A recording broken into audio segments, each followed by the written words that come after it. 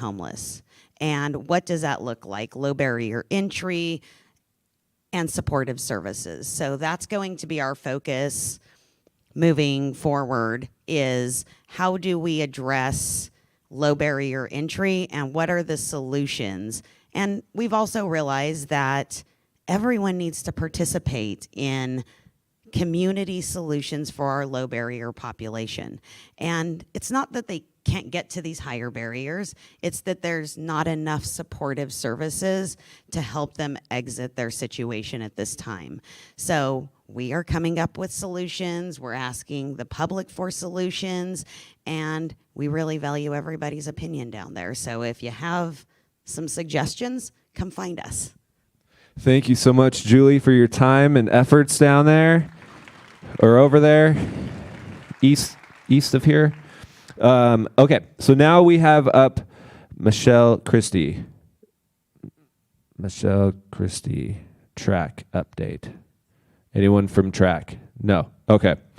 Moving on, we do have now Council Member Kinnear coming up here to give us a little perspective on what's going on through the lens of council. So thank you so much for taking the time to walk across the street. I can't wait for Mac, is it Mac Daddy? The mac and cheese? I love mac and cheese. Me too. So, oh man. Yeah, walk across the street, but we had to go outside because the skywalk was closed, and that's how spoiled I am.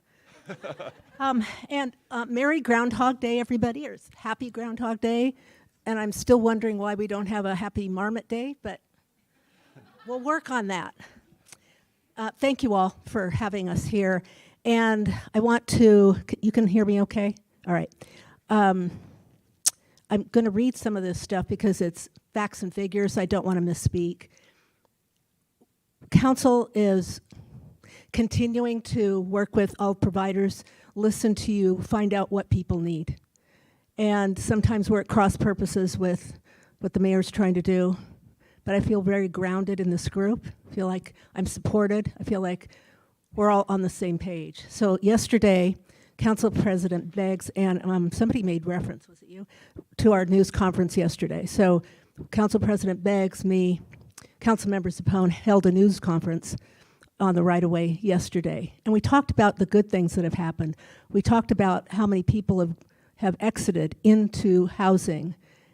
We talked about there is hope here, and we talked about what we have left to do. Julie already mentioned how many people are left there, and it is going to be a challenge to get them housed. But the two things that we haven't addressed yet, and I think are going to be a bit of a tug-of-war between council and administration, is we need a place for RVs.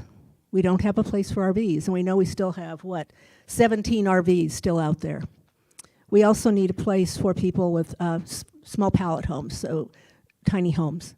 And Vancouver, Washington has done a great job, not in housing 120 people in one place, but smaller locations. They self-govern, they have services on site, and they have their privacy, and they have a path forward. It's really important that we explore those things. And I think WashDOT will be supportive of us doing that. And perhaps if once we identify locations, maybe help us get situated in that. The other thing we talked about point in time, we also had the Catalyst folks there. So 51 people have been housed in the Catalyst building right now, and about 50 additional spaces. They had to, at the same time housing people there, they had to start restoring those rooms. Almost every room had meth residue in it. We got, as you all know, a lot of kickback from, that's the wrong word, I should never use that word. We got a lot of pushback, there we go, from the residents of West Hills not wanting what they called a low barrier shelter in their neighborhood. This is not a low barrier shelter, it's a transitional housing facility, and it's going really well. It's a huge improvement on what was there. If you're finding meth in every single room, it's an improvement. So we were happy to have them there and explain that. So one thing that Council President did say, and it resonated with me, it resonated with the people there, and we were talking about people who have substance abuse or mental health issues.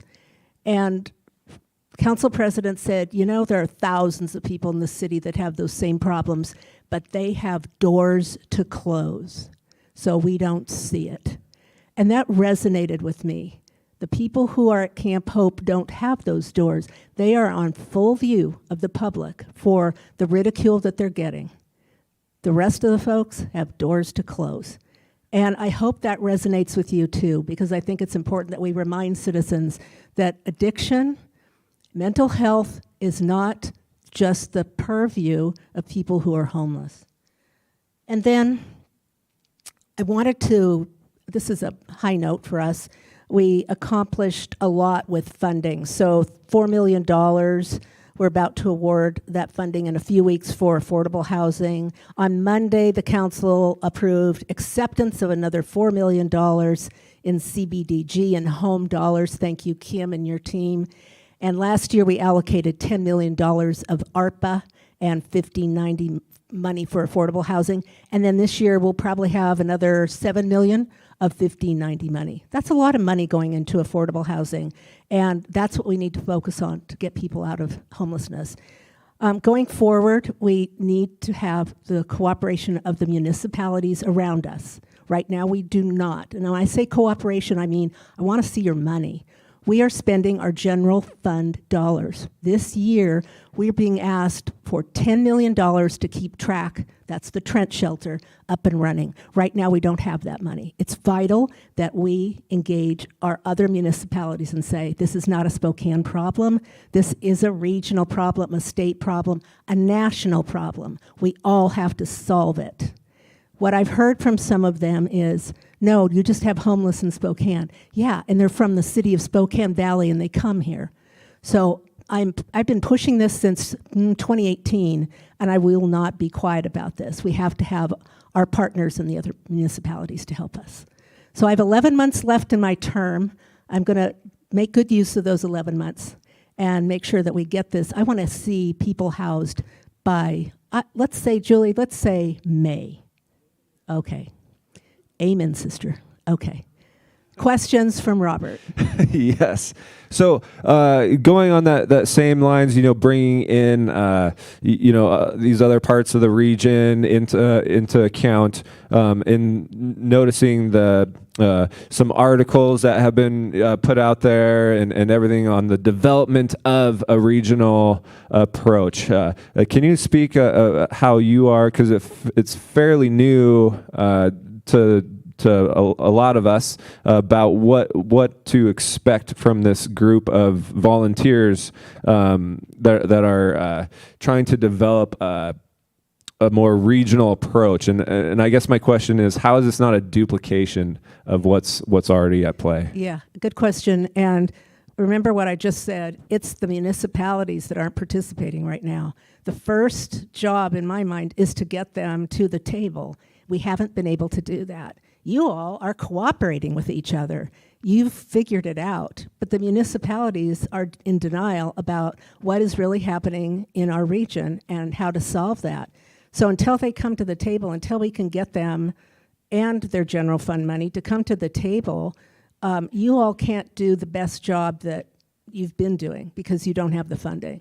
So I would say that that's the first step, and that's what is going to be convened I think in February 10th or 15th, I can't remember the exact date, is getting these folks, the other electeds, in the room, because right now they don't want to be in the room.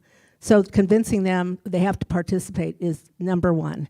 And then let's get the electeds out of this, because that is not what we do best. You all are doing the job, and you do it best. We don't do it very well. So let's leave it to you. Let's organize, get those folks to commit their general fund dollars, and then say thank you. And if you need us or if you need more money, let us know. But please, let's have the experts do this. And thank you for your honest reflection in that. But so what are these other municipalities at play? Municipalities. So we've got City of Cheney. We have City of Medical Lake, Deer Park, City of Spokane Valley, Liberty Lake, Millwood. Help me out. Did I miss anybody? Yeah, I said Deer Park. Airway Heights. Counties already, they gave us an entire $500,000 matching our 10 million. Wow. So I'm sorry if I'm a little cynical, but this has been going on a very long time.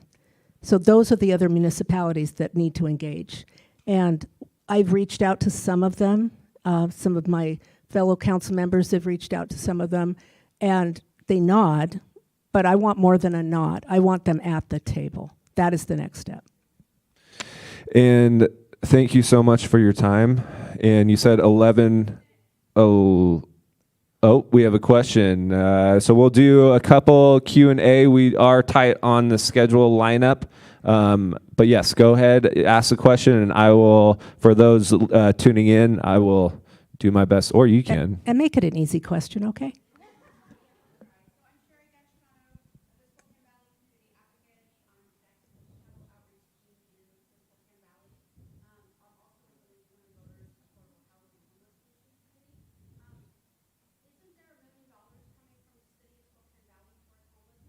I have not heard that.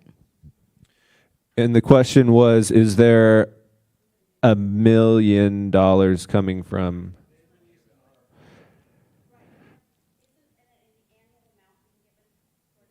I am not aware of that. If that is true, thank you, but I have not heard that. So the question was, is if there were funds coming from the Spokane Valley, amount to be determined. Any other, I saw another hand. Dale.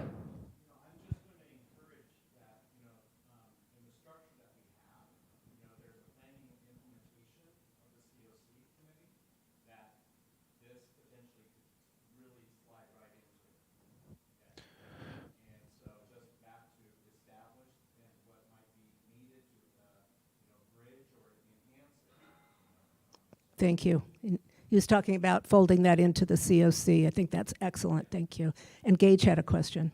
Yeah, so I want to posit that when we're talking about the other municipalities, something that you didn't mention, but I'm sure you were thinking is also the question that we have to ask them is what would bring you to this table? What are you looking for? Because I mean, I'm not here to speak on behalf of any city particularly, but I just know from conversations that sometimes it's felt that requests are falling on deaf ears, which you've also reciprocated that. But communication is key, and so I really like Dale's idea of using our collaborative approaches that we have and enhancing those so that we can achieve this, because it is a huge gap. Right? Yeah, I agree. And the first thing that has to happen is the conversation, just establishing a relationship with some of these electeds and getting them to admit that there's a problem. Sometimes when you don't see homelessness, if it's down in the woods or by the river and you don't see it, then therefore it does not exist.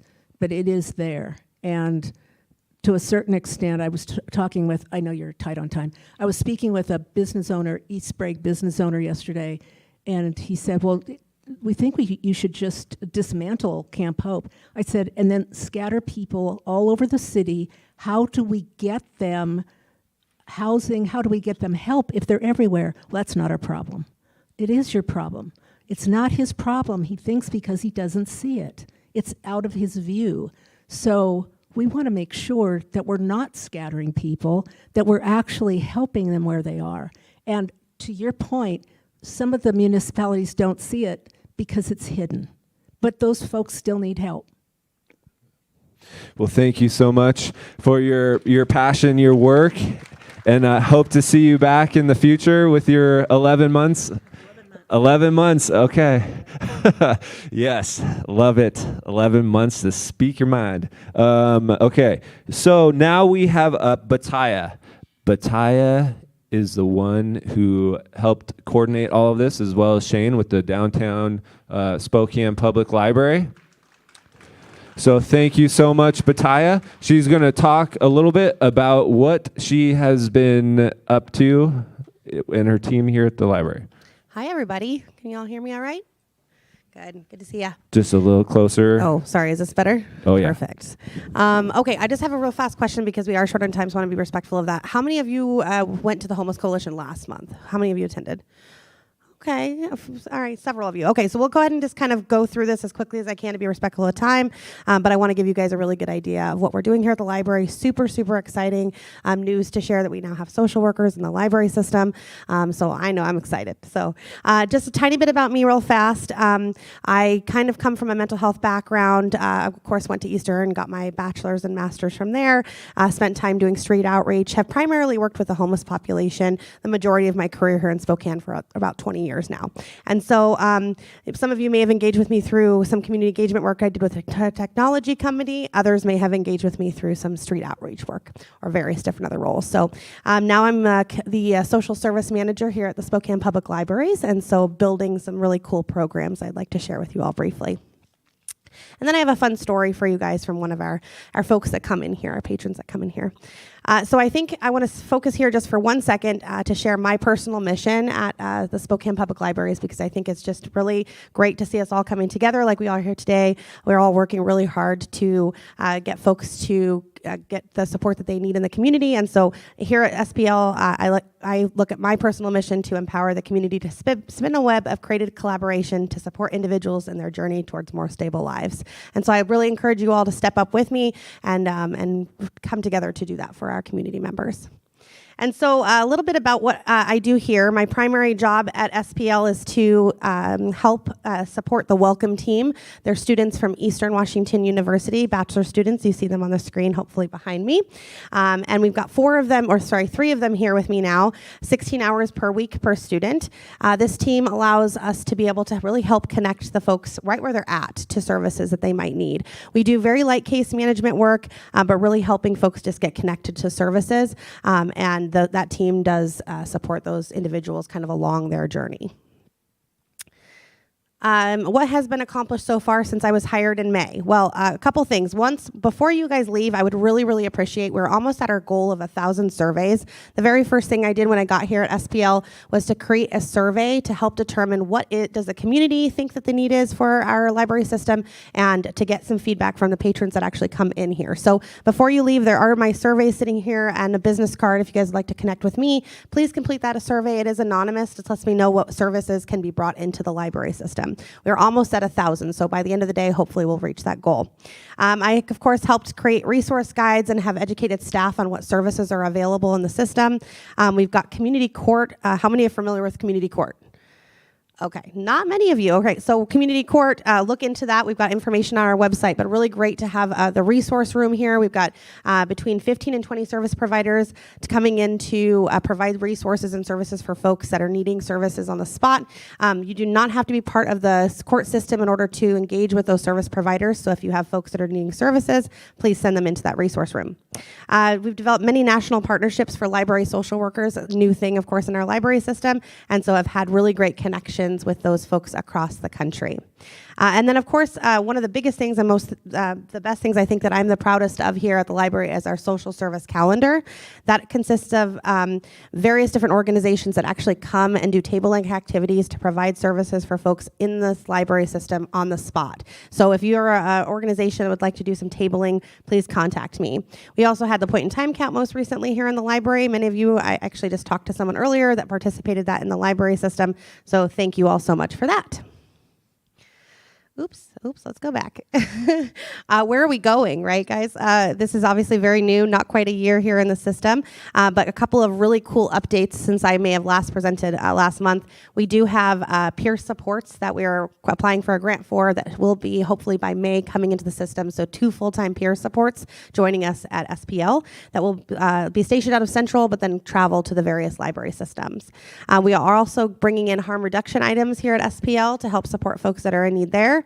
And then we're expanding the survey that I mentioned earlier to all of the branches to help determine what are the specific needs in each of the neighborhoods that we have a Spokane Public Library in. And so we'll continue to navigate that and figure out what specific needs those neighborhoods have. And then also the next thing you'll see on your screen here is coffee and community conversation. I am so excited about this. We've done this for 5 weeks in a row now. We've had about 30 to 40 participants per Wednesday activity. So it's Wednesdays from 10:30 9:30 to 12:30, and I encourage you all to come join us. We've had 18-year-olds to 65-year-olds, some engineers and doctors, some of our homeless population. We've just had an amazing variety of individuals that have come to sit and really just build a community here, bring that space to the downtown library, and my computer just shut down, so we're going to navigate this. Can I have yours, Shane? But yes, please come if you're able to and join us for that community conversation. Thank you so much. Sorry about that. And then just some brief stuff about trauma-informed care. I am getting my mental health first aid training certificate, so I'm hoping to open that up to community members to help educate them in that space as well. So let's see here. Just a couple of things about challenges and successes here. We'll go ahead and skip challenges because of time, but a couple of really cool things that I think are important to share as successes. This is obviously difficult to kind of integrate into a new system, but we have successfully housed with the help of our welcome team since we opened July 11th, 13 people with the help of our welcome team and community partners. So super, super exciting to share that. And that was 7 just a few months ago. So we've recently housed several people, so very exciting there. Mentioned the community conversation, and then we do have food library. One of our top needs that were identified here at SPL was food insecurity, and so we do have our very first food library that was brought yesterday to the central location here. We don't have it set up yet, but we do have that food library. So super excited about that, and continued partnerships with Canopy Credit Union, and then of course those individual service providers for our community calendar as well. Happy to share more about that as needed. We're going to go ahead and skip this because we don't have time for that. I'll share the next slide here, which is information from the survey. I think this is really important because over half of the people coming into SPL, we have about 1,200 people coming in daily just to the central location here. Of those folks, over half of them are experiencing one of the following that you see on the screen here. So that could be homelessness, food insecurity, unemployment, etc. And so that just shows you the great need that we have in the library system, just at this one library alone. And so I wanted to share that with you because essentially I would like to show you, kind of pave the picture of what it is that we're needing as support here in our system. These are the top 3 services, well 4 because one was tied, that are needed here at SPL. We'll continue to expand that as more data is collected through the library system. But I'm going to spend just a minute here, respecting time, to talk about how it is that each of you guys can help. We all do so much. You are all amazing folks, and I very, very, very much appreciate everything that each one of you do. So I'm going to continue to ask how it is and offer solutions on how we can continue to support the folks in our community. The first thing is, if you work for an organization that has any kind of information we can share forward with our patrons, we do have amazing resource walls and resource shelves that we're running low on supplies for. So if you have informational brochures, data, things you'd like to share forward, booklets, et cetera, please bring them in and we'll have the students add them to our shelving. And then, of course, come to Community Court, that resource room, if you want to set up and get connected to folks that are needing services. We serve between 10 and 15 folks directly from the library every day. We have 20 to 30 service providers that come. So if you'd like to set up in that resource room for Community Court, please contact me, or I'll give you the contact there to get set up for our Monday Community Court activity. And then same thing with tabling in our library system. If you'd like to table at central location or any of the libraries in the city, please let me know and I'll put you on that calendar. Same thing for partnerships or volunteering at the library. If you're interested in some volunteer opportunities, we've got lots and lots of those. So come talk to us. Any donations specifically to funding, please feel free to donate, of course, to the library system. We're always thankful for that, or directly to the Friends of the Library for the social service program. And then if you live close to this area or you'd like to participate in those food libraries, we like to swap. My hope is that the community will come together to bring, a bag of rice if you have that, or maybe you need something from that food library. So feel free to participate, but also help support those things. Any questions? We have time for questions? Hopefully that wasn't too fast for everyone.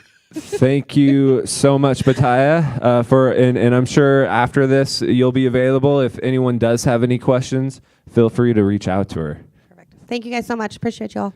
Thank you. Oh, wait, I do have one thing. Sorry, can I share one thing? It'll just take like 30 seconds. I have a story from an individual, a handwritten story that I just thought I would love to share with you all today. So this is from September, and it's a gentleman that wrote this and left this for me that was housed at the library. So I just want to share it with you. So it says, for Bataya, after a 9-year stint of homelessness and trying to get housing, I finally got that goal. It was not easy. I tried and worked at getting housing at every avenue I could find, networking with any housing program or provider I could find and was told about. After reaching out to Pattaya, I was able to get housing through Peer Spokane, while I was also signed up to work with SNAP at the same time. It was a hard and misery-laden journey, but stay resolved, and you have to work for it, but you can make it happen. It can happen. So I just wanted to share that with all of you guys, and thank you all so much for what you do. Nice. Love that. Stories of success. That's awesome. Okay, we are going a little bit over, which is cool because this is going to be recorded and available. And so we'll have the UGM come on up. Director of Marketing and Communications, Jessica. Thank you so much for taking time to come down and chat with us. Thank you, Robert. And Good I to be think here. it's on. Hello. I'll just project. Good to Yes. see everyone. So welcome. I think you have some slides I do. that yeah. you're going over. Yeah. I'll just cue you, Shane, when I'm cool. That's all right. I've been working at UGM for 14 years in the marketing department, but have only been in this position for about 6 months, and started coming to these last fall, these meetings. And I just want to say that I'm really moved. Every time I talk to somebody or meet someone new here, you're all just so deeply compassionate and working your butts off to just help our community. And I'm just really inspired by what you do, and you're giving your life to this, and I am too, and it just feels, it's a cool feeling to be in a room full of these people. So I just wanted to say that. It's a great experience. But UGM has been around since 1951, so it's been over 70 years of serving people who are homeless and struggling with addiction. And do you have my slides up yet? They're so cool. That's all right. I'm just going to give a broad overview of UGM. I know a lot of you know about UGM and what we do. So it's going to be just high level going through of what we offer, because there are people who don't know kind of the breadth of what we do and our approach. Because I think we do offer something unique to the community, and want you guys to know about that so that when you encounter people, you can send them our way. Oh, hey, good job. There's the logo. I'll just kind of give so we have 4 shelters. One of them is in Idaho, Coeur d'Alene, Idaho. But we started out with just serving men in 1951, downtown Spokane, and mostly men struggling with alcoholism and homelessness. And that has really changed over the years. 3 out of our 4 shelters are for women and children.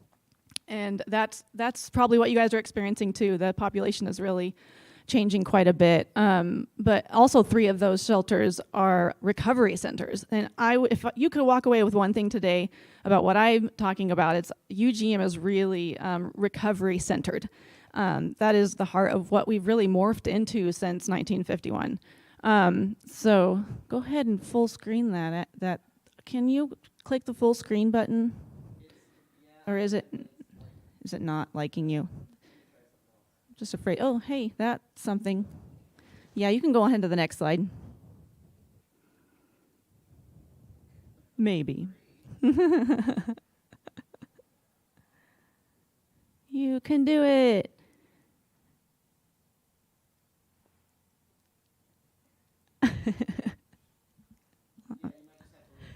Okay. All right. Well, I'll just go ahead and you can go down. Our tagline, go to the next one, is a pathway out of homelessness. And I think that's what we all want for everybody, is a pathway out of homelessness for the people that we serve. But we do have kind of an approach that we've broken out into 3 steps of what that pathway could look like for people. So go ahead and down to the next one. The first step in that process at UGM is safety. So all of our shelters are clean and sober. We really have a recovery focused approach. So that is really important and priority for our people. And also we have shelter and food. So basic needs are met, and we have medical clinics at all of our shelters as well. And so that is priority for anyone who is coming out of a really intense situation, safety. The next step, you can go ahead, is a plan. This is probably the biggest one because it takes time and case management and figuring out what led you here and what can we do to set goals with you for where you want to go. What are your obstacles? And it's just really problem solving, case by case, person by person, what they're dealing with. So we offer a really long-term recovery program for people who want that sort of thing. It's 18 months long, and we offer biblical studies and guidance, individual and group therapy. This is where each person might need something different, and we really focus on what is a plan that's going to work for you going forward so that you don't go out where you came from, if that makes sense. And then the last one is something that a lot of people don't consider, and that's time. And that is why we offer an 18-month program for our people. We also have an employment ready program, which isn't as long, but it's really focused on people who need job training or just resources, work therapy, that approach. So, and then we have an aftercare program so that they're not just leaving unprepared or back into the same culture and community that they came from. We set them up with mentors and sponsors and help them build a community that's healthy around them, relationships that are going to help them move forward in life. So time is a really key component in our process as well. So our campaign we started last fall is really about words of hope from people who have been there. And I just wanted to show you a couple 30-second TV spots from this campaign. You might see some of our billboards up right now. They're just quotes from our residents. We kind of stepped out of the way and said, we're not going to tell the community what we do, but we do have a lot of inspiring stories of people who've come out of decades of addiction or really unsafe situations, and they've found a new life and they're turning it around. And I wanted to share just two of those commercials that maybe you've already seen some of those, but it's so inspiring, and I want you to feel inspired too, because I know you have people that have really turned their lives around as well, and it never gets old to hear someone who's come from homelessness and addiction, I think generational addiction sometimes, and has found a new way of life. So I hope those two spots work. There's two, and you have to click play. Just go click next, click on it, like the slide. There's a little play button, that might do it.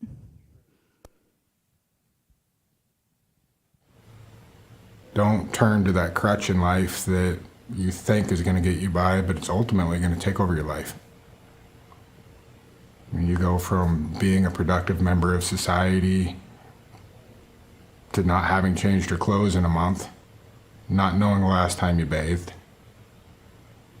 and feeling worthless.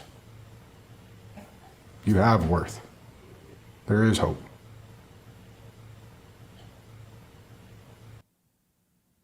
Yeah, you can go to the next one.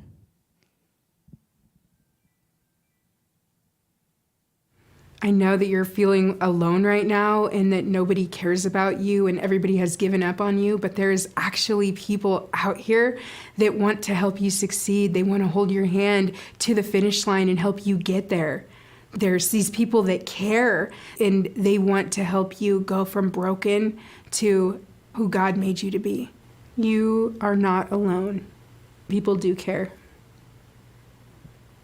So I guess I would just tell you, if you know someone who needs a clean and sober environment and who really wants to focus on recovery in their life and pave a new path, UGM is there for them. And we have spots available all the time. And we have people who are really going to focus on the individual and what they need. There isn't one formula that's going to work. We really work case by case with people to help them find a new way in life, and it's working for a lot of people. So that's just a couple examples. I hope you're inspired, and I'm really inspired by you guys too. So thank you. Thank you so much for taking the time to be with us and tell us a little bit more about UGM. And if you have any questions for Jessica, I'm sure she'll be around. Yeah, and I also wanted to say, I don't know if there was. Thought I had a couple more slides. The biggest, sorry, I had one more thing I would need to say. We are opening a new shelter in Lewiston. Coming July, we'll hopefully be breaking ground. That's our newest update. So it'll be for men, women, and children, and it's another clean and sober. It'll be the first clean and sober shelter in the region. So that's an exciting new endeavor. If you have questions about that, Jeremy, will you raise your hand? He's going to be the director of that shelter down there. And then if you have questions really specific about our services or need to get into the nitty-gritty of that, please talk to Dan McClellan, who is our manager of the men's shelter there, and he can answer all the detailed questions afterwards. Thank you, guys. Thank you so much. And last but not least, Kim, can you make your way up to the stage? I'm excited for this one. What? What? Oh, never mind. We got more to come, you guys. And I'll be really quick. Is this close enough? There, now I hear myself. Thank you, Robert. Yes. It is tricky, yes. Kim McCullum, I'm the new director of the Neighborhood Housing and Human Services Department over at the city. I've been there 2 months. I came from HUD before, but I promise I'll be really quick but I have to say something. So for 30 years, I've been working in the homeless side of things. I was at the city first. I started kind of as an intern in 1992. I became more full-time in 96 when the continuum of care through HUD actually was developed. And I actually was one of the designers of the Homeless Management Information System, which is now the wonderful CMIS. So some of you will go, ooh, nah, get her out of here. But anyway, I just have to say to Dale, he was one of the first persons that I worked with, and I hate to take time on this, but this is really important. Dale, I love you, I honor you, and I don't know where I would have ever been without. Dale always kept me going down that line, especially when I began to really understand the work. And without you, I know you're not going away. But neither am I, obviously. But anyway, so I was at HUD for almost 19 and a half years, and now I'm at the city. And the one thing I love whenever I start a new job or all the way through that, I want to hear and connect with any of you that would like to meet with me. I love being able to hear everything from your side. Some of you I've already talked with. We can have more conversations. I have cards. I'll hang out. I do have to leave by about 11:15, but reconnect with me or reconnect with Ramona. She's got all my information as well. And thank you all who did everything with the point of time count. We could not have done it without you. I think I covered everything a little bit anyway, quickly. Thank you, Robert. Thank you, Kim, and I hope to have you back because we have so many questions. Okay, sorry, not last or least, but now we have the Homeless Connect. I'm so sorry. Yes, why don't you come on up and give us a reflection? Thank you very much. Thank you for still hanging in there and sticking around. My name's Eileen Lupert. I'm with the Spokane County Library District, and if you want to impress your friends with your smartness this week, tell them that you know that there are 3 library systems in Spokane. We have the beautiful city system. I'm the county system, which is as far north as Deer Park and North Spokane. We have 10 libraries, and then the third one, Liberty Lake. So that's how you can stump your friends. What I'm here to talk to you today about is just a quick summary from the Homeless Connect, which took place last week. Thank you. Can you, oops, I just wrong sides. Can you go ahead and next one? The Homeless Connect is, there's our planning committee. We're looking very happy there because we had just finished cleaning up after the day. And we start meeting, August, September. So a lot of work goes into this. So I also want to thank that group for that. Next one. Most people are familiar with the Connect. I appreciate how many people talked about the complexity of homelessness today. For us, it's really simple. We just want to serve as many people in as many ways with as few barriers as possible in one day. Next one. This was our 11th Connect, I think over 12 years because we skipped COVID. This was our 3rd one in the Convention Center. So we've been there since 2020. Go ahead. I've lost my... slides. There we go. I'm trying to follow along on my phone. This year we did a couple of things different. We tried to group everyone into color categories to make it easier to navigate. We put together a housing / document restoration type HUD, or hub is what we called it, kind of in a different space. We did an extended vendor's guide so people could help direct folks to where they needed to go. And then I forgot to put it on the slide, but we also worked really hard to have volunteers that could take people by the hand from one place to the next to get help throughout the day, and they were fantastic. Yes, I see Sherry waving there. Sherry helped organize that. We had a lot of great volunteers that day that were wearing the vests. Okay, real quick, you can see there is our map and our colors. You can go on to the next one. What we did is we had big, tall, 12-foot flags so that we could direct folks to, you want to be with pets, you need to go to blue, you need to go to community services and rainbows. So I think that worked well, and the vendor response has been really positive about where we ended up putting folks. Okay, so numbers, let's go through numbers. There were, we served 1,200 people that day. 1,196 was the exact count. That was very, very, very exciting for us. We didn't know what to expect because the numbers had changed so much from 2020, from COVID, so we were very, very pleased with that. We had, next one, 90 vendors and service providers, which was incredible. We had such a wide range, and that's what I'm going to share with you a little bit about. It was so impressive. We had 130 volunteers, and they were amazing. They were so good. They were so busy. It takes so much work, and they were just going nonstop. So we wanted to highlight a couple of services. First one is the SCC Inspiration Salon. The community college shut down their cosmetology department for the day, brought all 30 students to put together a hair salon, and they were crazy busy, even with 25 to 30 of them. So they thought it was about 150 haircuts. They weren't exactly sure, but they also had instructors. And I think the school actually took these pictures, and you can just see. If you want to have your heart touched at the Connect, go watch haircuts, because the difference in somebody's demeanor from when they sit down to when they stand up, it makes me cry every time. So that's a very important service. Next up is pets. We saw 60 pets, and either they saw a vet or we had a grooming service this year, which was new, so they could get their nails clipped. And then this year we also had Pet Savers was there, and they were handing out free and reduced vouchers for spay and neutering. They gave out 50 of those, and several of those households had more than one pet, so that was very cool. Warrant Fest, I don't have the exact numbers on how many warrants were quashed, but we had an expansion of how many courts were there. Next up was hot meals. This is something we did a little differently as well. We invited, encouraged, and really wanted people to sit down and eat together, break bread together. We served 1,600 meals that day of hot spaghetti. It was a big, beautiful space that was overlooking the convention center, so it was very, very cool. Chaz did a lot of our medical stuff. They did a ton. They did wound care, regular appointments, dentistry. They also did checks for reading glasses and gave out 200 pairs of reading glasses, which is very cool. A couple other stats that I put up there. I will skip through a lot of those, but we were very, very pleased. Thank you to all the vendors who have sent me their data. It's really grateful. I'm really grateful for it, and I think it tells a very powerful story. We had, on-site intakes going on, just cool stuff. And of course, I got to brag, we did 13 new library cards, which for us is a pretty decent amount for an afternoon. I have to thank our sponsors. We had 38 sponsors this year. Are you kidding me? That is amazing. That is money from the community.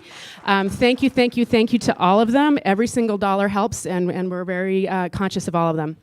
I can skip through a lot of the data. If there's somebody who's interested in this, I'm happy to share. One thing that we do that I think is very cool is we do an entrance survey, so we get a little bit of a sense of where people are coming from. That's also how we assist with the point-in-time count. So we were early in the count this year, and only 25% of the people through the door had been counted yet. So as soon as they walk in and say they didn't think they'd been counted for the point in time, then we send them right over and do the survey right there. Just about everybody found what they were looking for, which is always impressive. A little bit of information about what people use, not surprising, it's kind of the same every time. Food, clothing, housing assistance, and medical and legal assistance was the one that people used a lot, but also want more of, so we'll be working on that next year.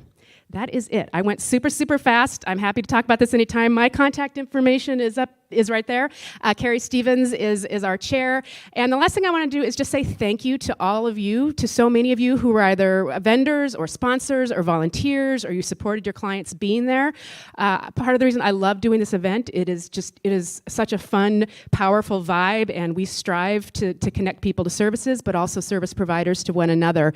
And I really felt like the day had that vibe all day long. So thank you. And thank you to Chris, who's also here. I don't know what other volunteers from our planning committee are here, but thank you thank you, thank you. It is so appreciated, and you make a big difference. Thanks for sticking around. Thank you so much for, oh man, that's a big annual lift to take. Yes.